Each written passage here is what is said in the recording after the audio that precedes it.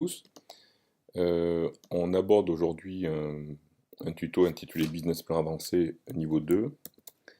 Ce tuto-là, il a pour but en fait de pouvoir là pour le coup rentrer dans le détail des véritables rubriques dites comptables que vous êtes amené en fait à aborder dans la construction justement d'un business plan.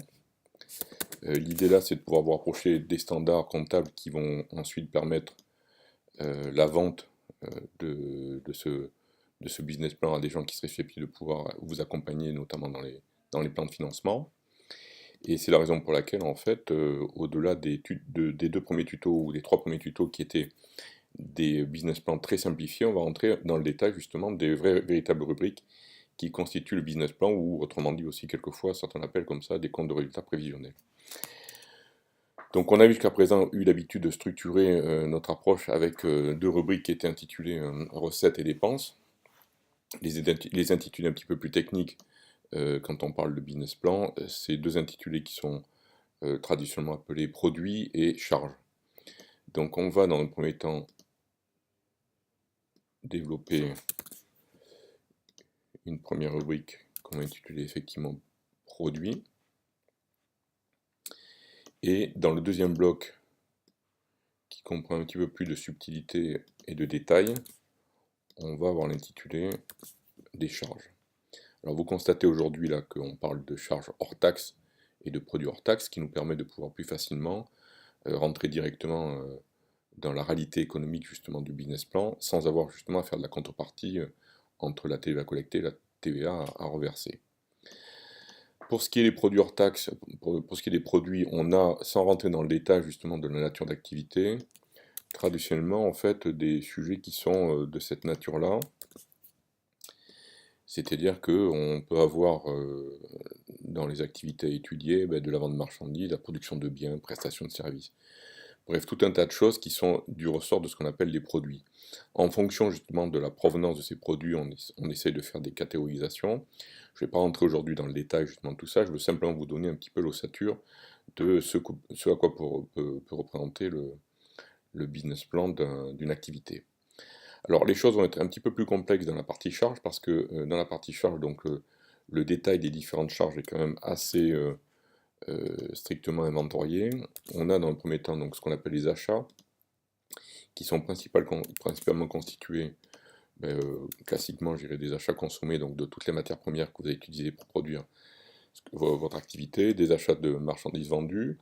On a ce qu'on qualifie comme étant des autres achats qui sont du ressort de ce que certains appellent quelquefois justement les consommables. Donc l'eau, le gaz, l'électricité. Dans ce type de fourniture, bien évidemment, je dirais que là, la liste n'est pas exhaustive, mais l'idée, pour le coup, c'est de faire en sorte d'avoir une augmentation quasiment exhaustive, justement, de tous les produits et consommables qui peuvent faire l'objet de votre activité. Ça varie énormément, comme vous le devinez, en fonction de la nature des activités.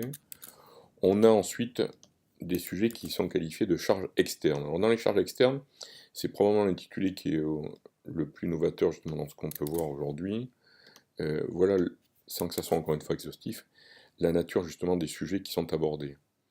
Donc on parle de sous-traitance, de tout ce qui est relatif à la location, au crédit, à l'entretien, à la publicité, on fait des choses qui sont comptablement, je dirais, qui ressortent du même intitulé. Alors je vais en masquer quelques-uns pour qu'on puisse rester sur la zone visible.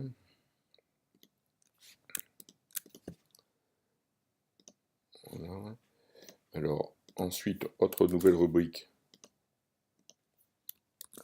les impôts, taxes et assimilés, qui sont ni plus ni moins constitués par des choses dont vous avez peut-être entendu parler, mais qu'on détaillera probablement dans un autre tuto, c'est-à-dire les taxes d'apprentissage, la taxe professionnelle, le droit d'enregistrement, toutes ces choses qui sont souvent des obligations réglementaires, et qui pour le coup en fait font l'objet donc d'un regroupement qui est mis sous l'intitulé impôts, taxes et assimilés.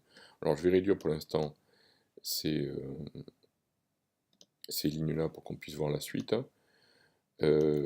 Classiquement, vous en doutez, quand on a une entreprise, il faut quand même qu'il y ait un petit peu de personnel, donc on a des charges de personnel.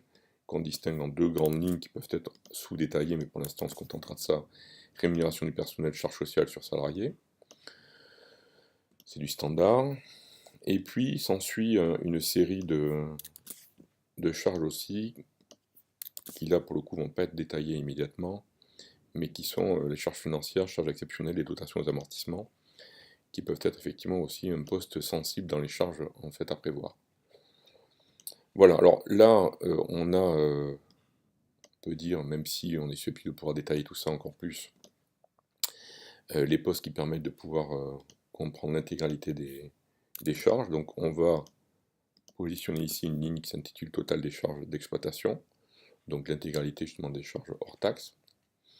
Et puis, comme on l'avait déjà pressenti les fois d'avant, on a pour objet de calculer à travers ça le bénéfice, c'est-à-dire le résultat. Et le résultat, comme vous le devinez, c'est ni plus ni moins que l'intégralité donc des produits, donc le total des produits hors taxes, la ligne 1 ici, moins le total de toutes les charges d'exploitation qui produisent effectivement le résultat.